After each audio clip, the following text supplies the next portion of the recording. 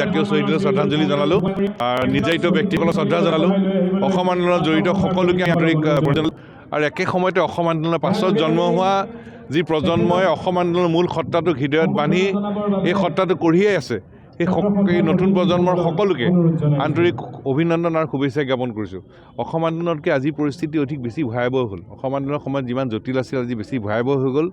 মানে জোৰ পুৰি হাত পোৱাহি নাই কিলাগুটি পাৰ হৈ বাহু পালেহি এইটো হ'ল পৰিস্থিতি অবৈধ বিদেশী নাগৰিকৰ প্ৰব্ৰজনে অসমৰ জনবিন্যাস পৰিৱৰ্তন কৰি পেলাইছে আৰু ইয়াত এতিয়া সমস্যাটোৰ সমাধানৰ উপায় কি সমাধানৰ উপায় হ'ল অসম চুক্তিৰ প্ৰতিটো দফা নিৰ্দিষ্ট সময়সীমাৰ ভিতৰত কাৰ্যকৰী কৰিব লাগিব আৰু বিপ্লৱ সমাৰ প্ৰতিবেদনৰ সকলো পৰামৰ্শ কাৰ্যকৰী কৰি অসমৰ খিলঞ্জীয়া মানুহক সাংবিধানিক ৰক্ষা কৱচ দিব লাগিব সাংবিধানিক ৰক্ষা কৱচ অসমৰ খিলঞ্জীয়া মানুহৰ প্ৰাপ্য হয় এইটো দয়া মৰম নহয়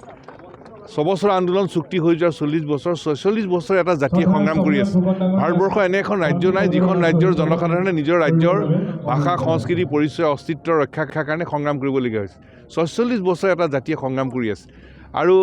ইয়াৰ সমাধান লাগিব আৰু সমাধান নোপোৱালৈকে আমি ক্ষান্ত নহওঁ 860 গৰাকী শ্বহীদ 860টো সংখ্যা নহয় 860টা জীৱন আৰু আজি আমি পুনৰ সংকল্প লৈছোঁ যে জাতীয় শ্বহীদৰ ত্যাগক আমি অথলে যাব নিদিওঁ নিৰ্যাতিত ব্যক্তিৰ ত্যাগক আমি অথলে যাব নিদিওঁ যি পৰ্যন্ত এই সমস্যাৰ স্থায়ী সমাধান নহয় এই সংগ্ৰাম আমি অব্যাহত ৰাখিম কাৰণ এইখন অসম আমাৰ অসম ইয়াত খিলঞ্জীয়া মানুহৰ প্ৰভুত্ব থাকিব লাগিব সৰ্বকালৰ কাৰণে নিৰ্ণায়ক অধিকাৰ নিশ্চিত হ'ব লাগিব এই লক্ষ্যত উপনীত নোহোৱালৈকে আমাৰ সংগ্ৰাম আমি অব্যাহত ৰাখিম যিকোনো খবৰৰ বাবে যোগাযোগ কৰক 7099017330 লগতে 7099017110 নম্বৰত